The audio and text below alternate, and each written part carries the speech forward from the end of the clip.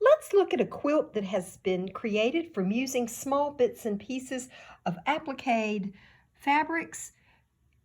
Several videos ago, we showed you some of our stash at Fiber and Family. We throw away nothing. We keep it all because you just never know when you need a tiny little bit of something.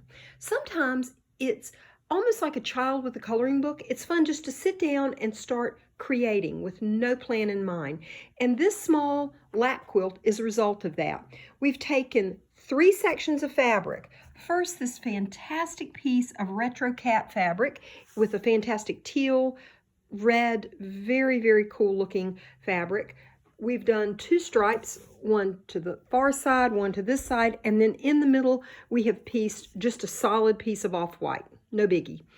Into this solid piece of off-white, we have fussy cut millions of little shapes that already had the fusible webbing on the back. We ironed them in place so they weren't going anywhere. And then we plugged up the old sewing machine and we just started quilting like a maniac. Of course, we batted and backed it. When we quilted it, we used teal. We used, let's see, we have teal, we have yellow, we have purple, we have brown. We have a golden kind of a thread color in here. And it is very intuitive, spontaneous kind of quilting. Notice we're not quilting to the edge, we're quilting just every which way. The thing I want to point out about this is this quilt has been laundried probably 15 times. And it only gets more wonderful with every laundrying. It has this fantastic pucker puff that you get when you've laundried a quilt a lot, and the fact that some of the quilting is heavier, some of it's more spread out. It gives you these wonderful little spots like this.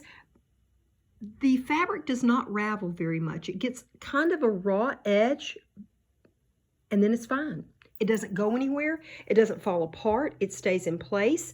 The back of this quilt is a wonderful piece of fabric that we purchased from Artistic Artifacts. And just like using every little bit of leftover miscellaneous scrap fabric to applique the front, we used every bobbin with any little bit of odd thread this way and that way to for the bottom color for the thread. And you'll notice how fun this looks. And it especially looks good because this fabric has such a beautiful black and white flow to it, and our colorful thread drawing on the back just adds to it. So this is a good way to be very sustainable, to use what you have, not feel like you have to purchase new, and to create something wonderful, usable, and enjoyable for you and your family. Handmade happiness, one quilt at a time.